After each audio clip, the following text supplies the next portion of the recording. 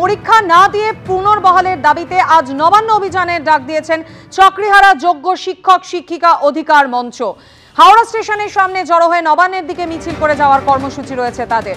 যোগ্য শিক্ষকদের সসম্মানে সপদে পুনর্বহালের দাবি চাকরিহারা শিক্ষকদের। রিভিউ থেকে যোগ্যদের চাকরি ফেরানোর ক্ষেত্রে রাজ্যের উদ্যোগের দাবি জানিয়েছেন চাকরিহারা শিক্ষক শিক্ষিকারা।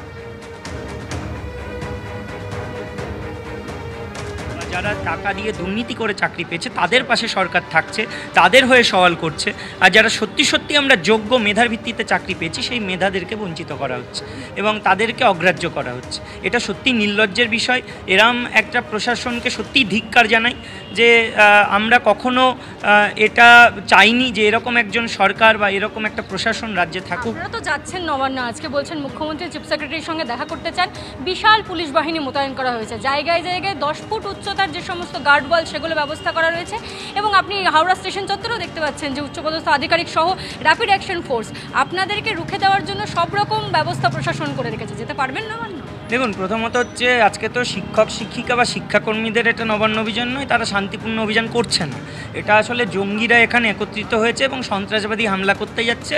হয়তো কোনো সন্ত্রাসবাদী, আরও বড় সন্ত্রাসবাদীদের গড় কোথাও আছে নবান্ন বলে পরিচিত, সেরকমটাই মনে হচ্ছে আয়োজন দেখে।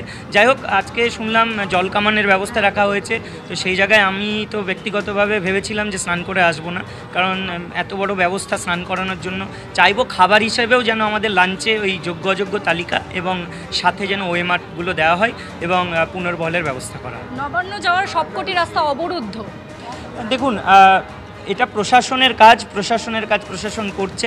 আমরা আলটিমেটলি আমাদের যে দাবিগুলো নিয়ে আমরা মুখ্যমন্ত্রী ও সিএসের সঙ্গে আলোচনা করতে চাই এবং সেই দাবিগুলো পূরণ করতেই হবে যে কোনো মূল্যে। আমাদের দাবি যোগ্য অযোগ্য তালিকা সেটা প্রকাশ করতে হবে এবং সুপ্রিম কোর্টে পেশ করতে হবে, ওয়েবসাইটেও দিতে হবে। সাথে 22 লক্ষ ওএমআর সেটা হাইকোর্টের ডিভিশন বেঞ্চ বলেছিল পাবলিশ করে দিতে, সেটা এতদিনেও করা হয়নি, সেটা সর্বসমক্ষে দেওয়া হোক এবং তার ভিত্তিতে রিপ্যানেল যাতে করা যায় ওই ওএমআরের ভিত্তিতে, তার জন্য দাবি যেন সুপ্রিম কোর্টে রাখা হয় এবং আলটিমেটলি সুপ্রিম কোর্টে যত তথ্য সুপ্রিম কোর্ট চাইবে সেগ্রিগেশনের জন্য, রিপ্যানেলের জন্য, যাতে পুনর্বহাল করা যায়, যেখানে গিয়ে এই যে যোগ্য আর অযোগ্য কারা দুর্নীতি করেছে কারা দুর্নীতি করেনি সেটা এক প্রকার পরিষ্কার। সুপ্রিম কোর্টের রায়ও পরিষ্কার, সুপ্রিম কোর্ট নিজেও মেনে নিচ্ছে এরা দুর্নীতি করেছে, এরা করেনি, তাই জন্য তাদেরকেই। তারা যেমনটা বলছেন যে পরীক্ষা না দিয়ে পুনর্বহাল করতে হবে তাদেরকে সপদে সবেতনে। আমি আরেকবার সন্দীপের ছবিটা দেখাতে বলবো, যেখানে দেখা যাচ্ছে বিশাল পুলিশ বাহিনী হাওড়া স্টেশন চত্বরে দেখা যাচ্ছে র্যাপিড অ্যাকশন ফোর্স থেকে শুরু করে পুলিশ বাহিনী। একদমই ঐশী, তুমি আমাদের এই ছবি দেখাতে থাকো।